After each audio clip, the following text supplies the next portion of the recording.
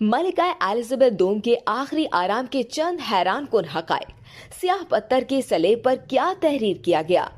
96 साल की उम्र में इंतकाल करने वाली अनजानी मलिका एलिजाबेथ दोम की तदफीन लंदन में सरकारी तौर पर आखिरी रसूमात की अदायगी के बाद King George session memorial chapel में की गई थी। 7 दहाइयों तक तख्ता नशीन रहने वाली मलिका एलिजाबेथ दोम की कब्र की तस्वीर भी मंजर आम पर आ गई है।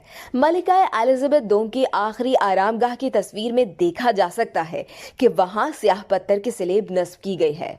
मलिका की कब्र पर स्याह पत्थर के स्लेब पर मलिका और उनके शौहर शहजादा फिलिप का नाम कनंदा है। स्याह पत्थर के स्लेब पर सुनहरी हुर्फ में मलिका एलिजाबेथ दोम के नाम के साथ उनके वालिद बादशाह जॉर्ज सेशन और वालिदा मलिका एलिजाबेथ अव्वल के नाम, तारीख पैदाइश और वफात भी दर्ज है।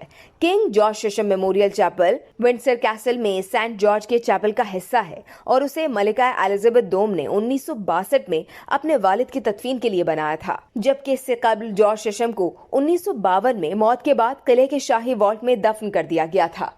इस वीडियो से सिर्फ इतना ही। मजीद जानने के लिए सब्सक्राइब कीजिए डेली जंग यूट्यूब चैनल और लाइक कीजिए डेली जंग फेसबुक पेज।